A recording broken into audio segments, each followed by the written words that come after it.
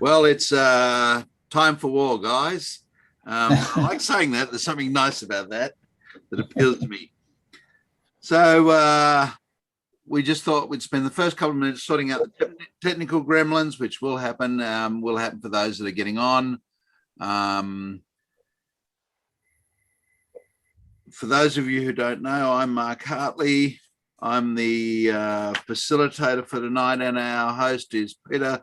He's our mediator and moderator. He's going to make sure that when I step over the line, and eventually I probably will, I'll get a stick for it, and also making sure you don't do the same.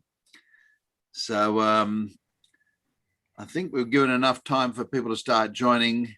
So I'd like to get on with the topics because we've got 30 minutes and a fair bit to get through. Just a reminder, the session is being recorded. We will do a short edit of the material and make it available after the event. Now, having said that, Peter, so guys, first thing I want to talk about is this process. Well, actually, before that, I'm not going wild. I just want to let you know that what's happening there is topical skin cancer treatment. Those of you who have played with it, Effudex. So it's just covered up to keep it more comfortable for me. It's not that I'm trying to become a modern hippie or anything like that. So first thing I want to talk about, why editing your templates needs to be an almost religious experience. And I thought a way of dealing with this might be the fact that I regularly, for those of you who know me, will know that my New Year's Eve gift to myself is spent editing my templates. That's one of my great delights in the year. And the reason I edit my templates then is it allows me for the period of the year to assess, have I learnt more about communication? Have I learnt more about grammar?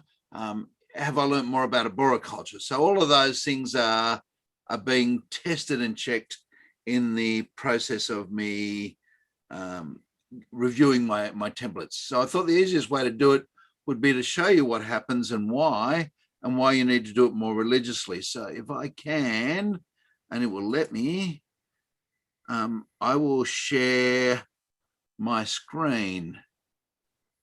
Oh, yes. Yeah, great. Okay, we're there then.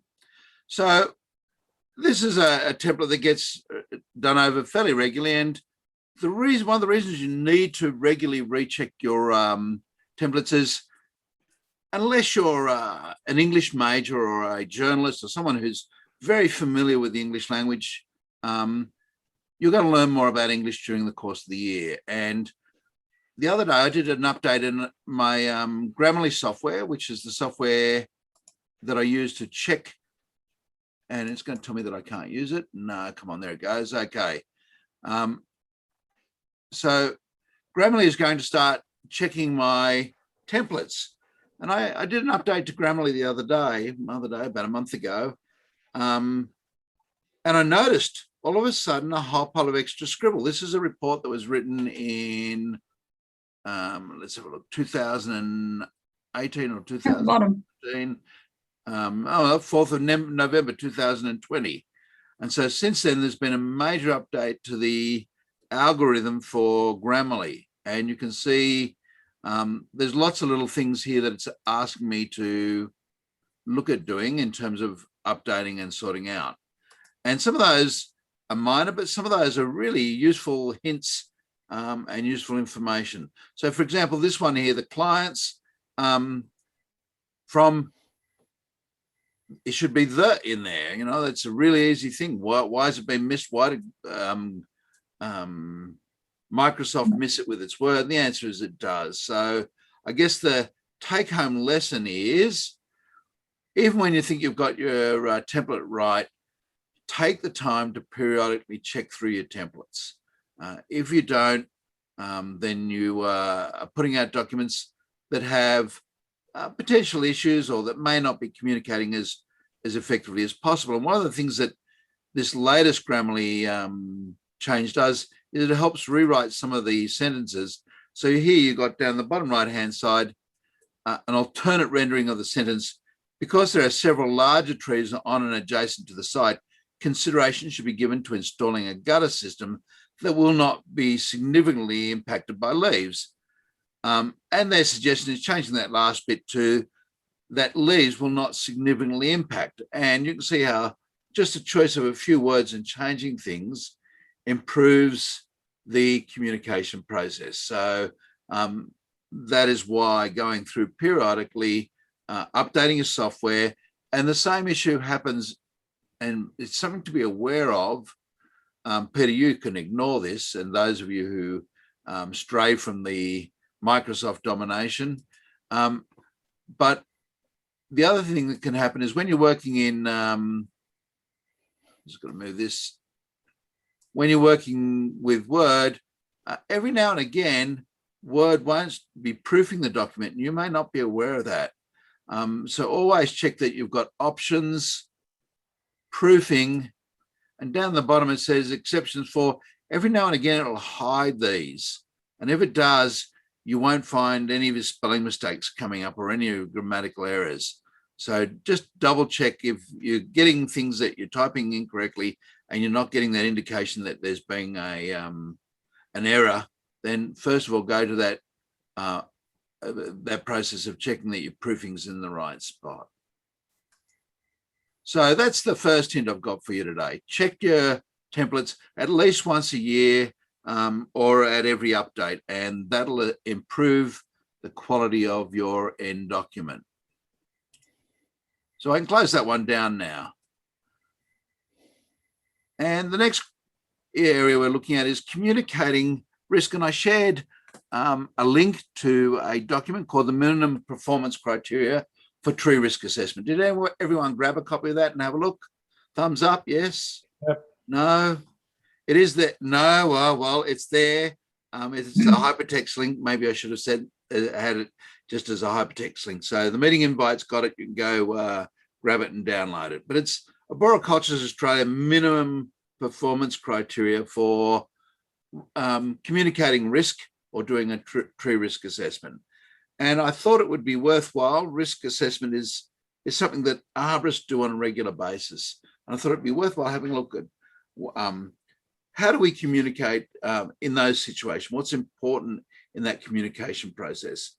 And the reason I put it there is because I received a risk report for a school recently, and the phrase there in the meeting minutes is exactly what was in the report. The tree is possibly dangerous and should probably be removed. I'm not sure what it was that they were communicating. Certainly I get the idea that there's a risk, but well, there's possibly a risk, and the tree should probably be removed. That doesn't mean that there is a risk, and that doesn't mean that the tree should be removed. It's very vague. And we shouldn't be vague when it comes to risk assessments. We should be at least somewhat concise. So Arboriculture Australia puts these things as their minimum performance criteria. First thing is it should be performed by a person who's been formally trained in tree risk assessment. Now, fortunately, it's very vague. It doesn't say exactly what qualification or what training is required. It just says you should be formally trained in that process of tree risk assessment. And so it does give a lot of scope in that regard. The second thing it says to do is state in unambiguous terms the method of tree risk assessment performed. So how did you assess the risk? Did you use a basic tree risk assessment from the track system? Did you use a quantitative system such as QTRA? Did you use the valid system and use the valid app? Then say what you did. And any limitations of the inspections that you have undertaken. So was it a quick walk-by inspection? Were you able to see the tree from all sides? Was it just from the ground? And for many of us, simply stating that the inspection was performed from the ground is essential. It's important that we communicate that limitation. Otherwise, the person who's reading the report could assume that you should have done an aerial inspection and you did an aerial inspection. So we need to avoid that confusion. And then there are limits to various systems as well. You may not have be familiar with the area. You might have been seeing it at an unusual time. For example, I know that I took a class from the Northern Rivers up to Alstonville Showground on a number of occasions, and you could assume from the average day that you were there that there's nobody there. I did a project recently at Fairfield Showground, much the same thing, until we got to the Wednesday, and all of a sudden there were 1,500 people there. And then the Saturday, 1,500 people were there. So again, you need to indicate that, you know, how you got to that stage of figuring out how the area is used. You need to state if any diagnostic testing was or wasn't undertaken. So if you've taken it, let them know. If you haven't, simply indicate that no diagnostic testing was undertaken. Now you've given them some of your method as well. The next thing the performance criteria requires is to demonstrate that the tree risk assessment followed a peer-reviewed published system designed for the purpose of assessing tree risk and not tree hazards. It's probably a little hard because at the moment, BTRA is somewhat peer-reviewed. QTRA has made amendments since its peer-reviewed paper was published. VTA still hasn't published, but the critical thing is that none of them are a hazard assessment system. And I've just been doing a little bit of writing on a publication for TAFE, and sure enough, with a quick search, I could find a hazard assessment done for trees rather than a tree risk, and that was submitted to a council for consideration and approval. And there's a big difference between a hazard and a risk, and hopefully everyone here is familiar with that. Again, if you got your visual screen up, just give us a hands up if you understand the difference between a hazard and a risk. Yeah. Okay, great. So hopefully most there. If you don't know the difference, it's really important that you do clearly conceptualize the difference between the two, because they are not the same. So that's the first thing. It's not to be a hazard assessment system. Yes, briefly, what is the difference? Oh, the difference. Okay. A hazard is something that's got the potential to cause harm. And to that point, every tree is a hazard. For example, there are lateral branches that are held up against gravity that may fall and hurt somebody. That doesn't necessarily equate to a risk. For example, buildings are large, tall structures that are held up against gravity, but seldom do they fail, and the risk of them failing is really, really, really small. A better example might be a bullet. A bullet can kill somebody quite easily, but unless that bullet's in a gun and pointed at you and then fired, or has the potential to be fired, then the risk is quite small, ignoring house fires and things like that. So a hazard is just the potential to cause harm.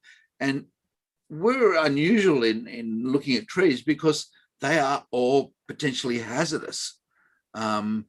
Trees, by definition, are woody, shedding, perennial organisms. So they're long-lived, they're woody, and they've got these bits that are going to be shed regardless of what we do.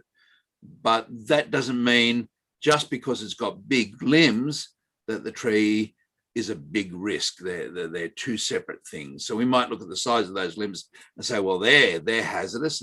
And in the earlier days, that's in fact what we did, is we looked at Matheny Clark, and oftentimes the manual wasn't followed, but even when it was, we tried to equate the hazard with a risk, and they're not equivalent.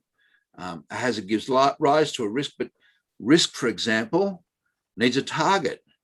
And so we need to think about how often that target's there. And the minimum performance criteria, Peter, as we will get to, call upon us to do that. Yep, thank you. Yeah, no worries. Thanks, Peter, for checking me up on that.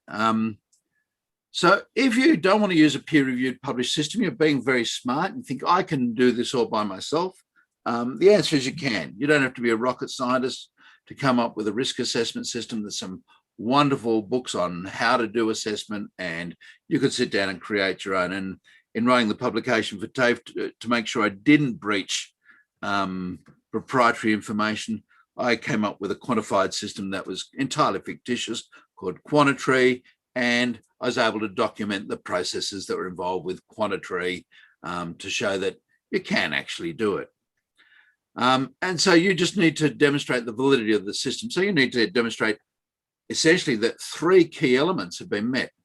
You consider the target, you considered the likelihood of the target being there, so target likelihood, and then the tree and the likelihood of a part falling. So that's our likelihood of normal risk equation. And the other part is a consequence. So I should say, Peter, that risk normally has 2 elements, likelihood and consequence. And that works really well with many risks. But trees falling can often involve a risk, a target that's not static, a target that's only there for a portion of the time. And so we need to say not just the likelihood of the part falling, but the likelihood of the target being there. And those 2 likelihoods go together. And that means a standard matrix, for example, and there's a professional organization who recently published a risk assessment system that only had 1 matrix, and that meant it could only have 2 variables. And in fact, there are always going to be 3 variables when we're considering risk of being impacted or hit by a tree. That is the likelihood of the part failing and the likelihood of the target being there. If you don't have a double matrix like you see with the track and basic tree risk assessment, so when I'm talking about BTRA or basic tree risk assessment, I'm talking about the basic system that the ISA publishes and makes available and that the track training is based around. For those of you who are curious, track is the tree risk assessment qualification. It doesn't actually tell you how you need to do the assessment. So a valid assessment or a QTRA assessment or a LANTRA assessment all meet the requirements of a track. Just keep that in mind when you're talking about those things. So it gets a little confusing on occasions. So I've tried to get away from using the phrase track except in regards to the qualification and BTRA in relation to the actual risk assessment. So you need to validate that system and show that it certainly meets those. A risk assessment should clearly indicate what trees are or aren't included. So if you've assessed the pine tree in the backyard, make sure that you make it clear that that's all you're asked to assess. Or if you're assessing all the trees on the property, indicate that it's all the trees on the property. And putting that in writing is important just to cover your own backside. Very few arborists get sued, but it does happen. And you want to make sure that you have communicated that you're asked only to assess the 1 tree if there are more trees on the property in particular. Then you want to state the ARBOZ document says the defects. I'd like to keep away from that word defect because defect is a misnomer. And to explain that very quickly, Peter, a defect implies that there's inadequacy or something wrong. And sometimes you can have a feature in a tree, like, for example, phellinus. Oftentimes, phellinus will make the tree produce more adaptive growth and it'll become stronger. So it's more than adequate. Included junctions are the same, those codominant stems with included bark. Sometimes that can actually result in a tree that's producing lots of adequate adaptive growth. And I've got photographs of situations where the stem above the point of attachment has failed rather than at the point of attachment. So you need to identify what it is that you're concerned about. You can't have an every way which guess. And an every way which guess is it could be the codominant stem, it could be the dead branch, it could be a branch. And the reason a branch is a problem is that I don't know which branch it is. I need to know what it is that's abnormal. If it's just a branch, then it's the same as every branch in the tree, and every branch in the tree poses the same situation.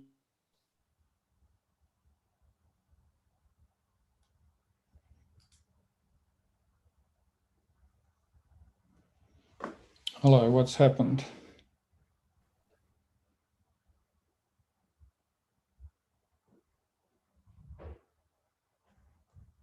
Yeah, there we We are. all got muted. Yeah, I got, Okay. yeah, I don't know why I did that, but that's okay. So yes, if you consider one branch in a tree to be a problem, then every similar branch is a problem.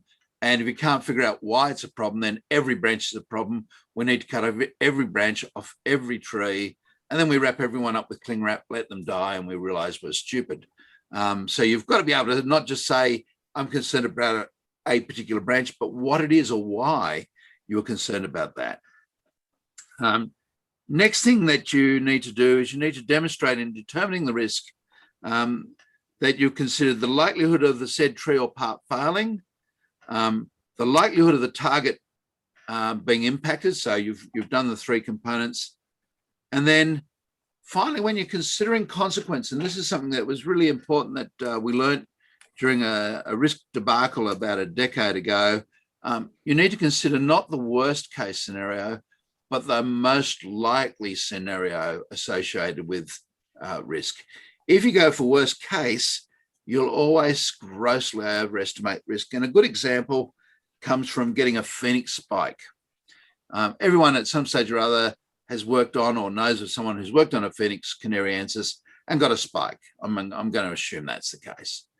There was a case or an incident about 20 odd years ago where an individual was spiked, got septicemia and died.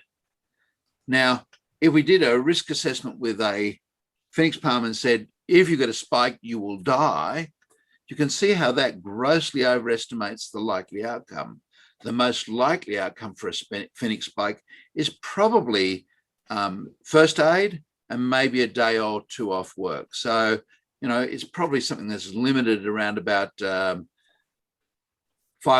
or something, and probably more likely to be $100 or $200 worth of harm rather than death. And it would quantify death using a value of statistical life from the Office of Prime Minister and Cabinet. That's currently sitting just around $5 million. So big difference between $500 and $5 million. Now, where possible, the next requirement is to put the end result against the end output against known things where you can. So is what you've done a reasonable set of assumptions, and are they realistic? So again, if you were to look at it and say, well, look, using the BTRA, occupation rate is occasional. Why have you said it's occasional? Is that realistic? And is the end result of low or high a reasonable end outcome? And if we look at it, each year in Australia, about 5 people are killed by trees, or about 1 in 5 million per annum. If you've gone through an area and looked at some trees over a few days, or you've done 20 or 30 tree risk assessments over a period of a year, and most of them are sitting in the high, or most of them have a tree that's at an unacceptable level of risk, or down around that 1 in 10,000 mark if you're quantitative, something's awfully odd. It's not stacking up with the data. Could it be possible? Yes, everything's possible statistically, but it's really unlikely. So we should be getting, most of the assessments we do should be getting trees that are well and truly within the acceptable range, unless all that you're looking at is trees that, for example, have had roots cut by a utility installer installing underground services or something like that. Then you might have an unusual spike, and you should be able to justify that. Then interesting, the next requirement from RBOS, point 9, is where the information is provided in writing. And I would tell you to never, ever do a risk assessment, even for a friend, without something just being in writing afterwards. By the way, if you're doing it for a friend and a friend thinks that you're doing it because you want to continue to be his friend, Peter, and you do that as a freebie, there's still a contract there, and you still owe a duty of care. You're not absolved of it, because if you're doing it to maintain or keep the friendship, it could be argued that that's a part of the contractual process. That is consideration. You're getting something out of it. So even for my my parents or my family, I would always give just a very simple formalized report.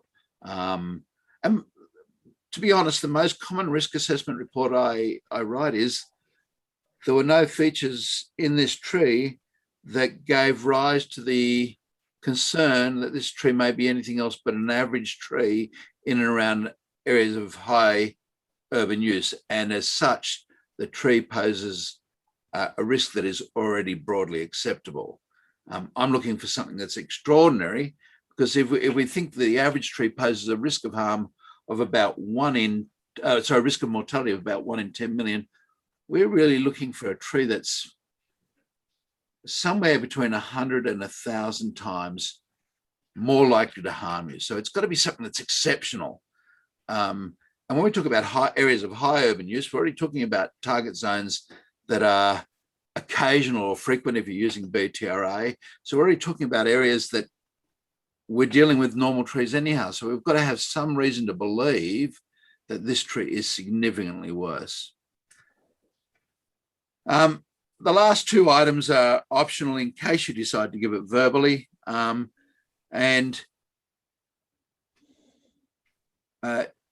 addition, a tree risk assessment should be, not must be, should be in writing, and the information has been communicated clearly to allow independent review and to provide documentation trial.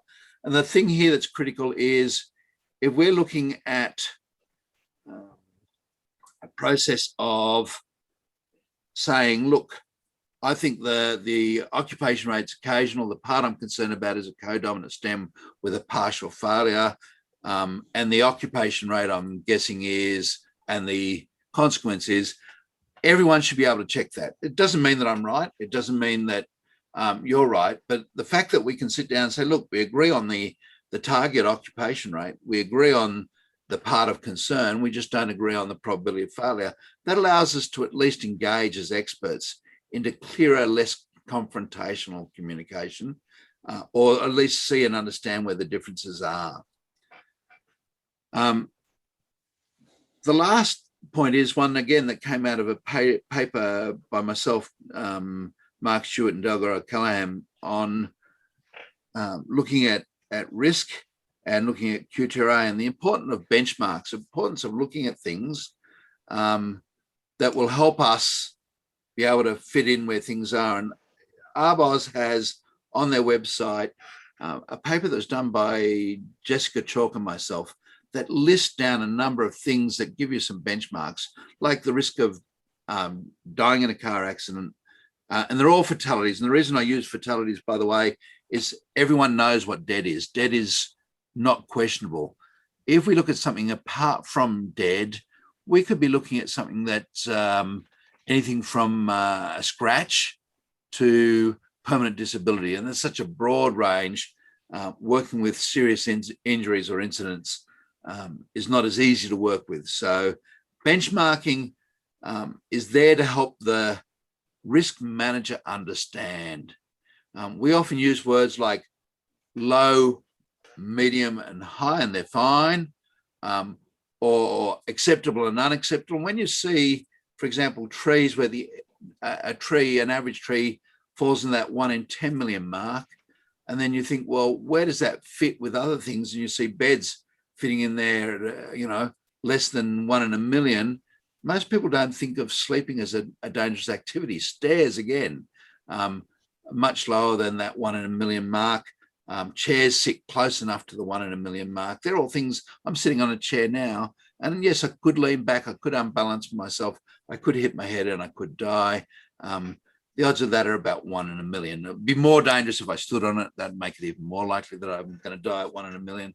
But again, it's small, and helping people understand where the risk of trees fits against other societal risks helps them understand whether they need to do something or not. And that's important whether you've quantified the risk or whether you're using qualitative terms. To say low doesn't mean a lot. And you might not know exactly where it goes, but if you say, look, low's the average tree, if low's the bottom line, it is in BTRA, nothing can get lower than low. If it's already low, it's already most likely well and truly within that broadly acceptable range. And so it's something that is lower risk than a bed, lower risk than stairs, lower risk than standing up over the top. Reese has asked me a question. He says, Mark, do you have a broad statement in every report? I use benchmarks of some description in every report to do with risk. My most common one's the Health and Safety Executive, which says the risk of mortality from trees in and adjacent to areas of high public use is about 1 in 10 million. So that's available from the Health and Safety Executive of the UK. And I think that's a really good benchmark to work with. We're looking for something that's a lot higher than that.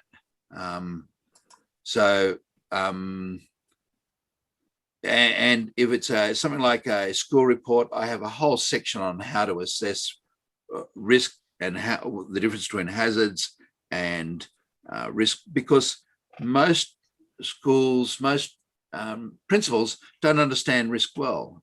In fact, most arborists struggle with it. So it's fair that we do our best to communicate, Reese. And so I have typically there a scale of benchmarks from 1 in 20,000. I have asthma attacks. I have things that are commonplace that people can say, wow, okay, well then trees really aren't that higher risk. My standard opening comment to a principal will be, I probably shouldn't be here, but I am, and my super fund thanks you. In real terms, most of what we're doing with risk assessment is a tick and flick or a process of going through and meeting requirements. Every now and again, you'll get something that's gnarly or difficult, but that's the rarity. Any other questions on that? Of course, you're free to use those risk comparisons. If you do use them, just do the quote, or alternatively go to the hard yards and find some things that meet your sense of humour. I certainly like the death by animals. That's about 1 in 800,000.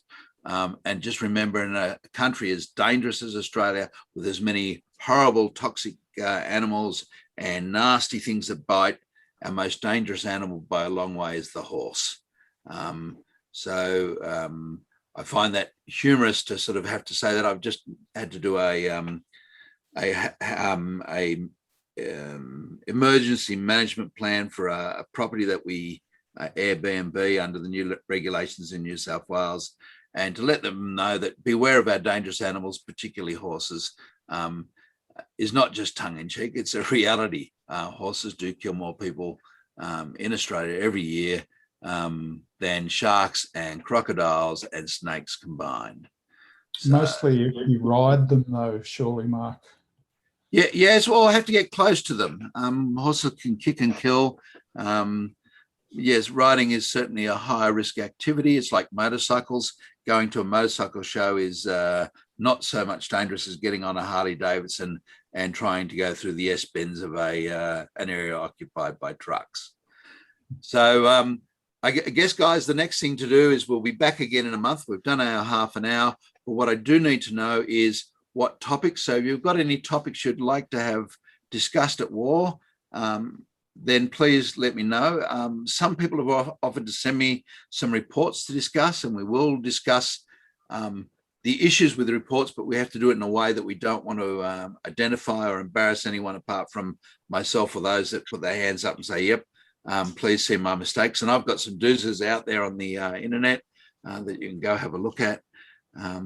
But yes, we will go through individual reports, but there's actually any topic to do with report writing that you want to have done, then we'll go into it. Discussion around trees impacting building properties. You find it difficult to write. I don't know who wrote that one. That doesn't tell me. There's that Reese again. Sorry. Yes, Reese. Okay. Certainly that's something that we can do. And again, it's just about learning how to follow a scientific or a technical format for writing, and learning how to reference and research. And we can look at all of those things, how to research, how to use Google Scholar, how to start gathering information and having a resource file. So that's it, guys. Then at 19:06 or 7:06, we've finished for the night.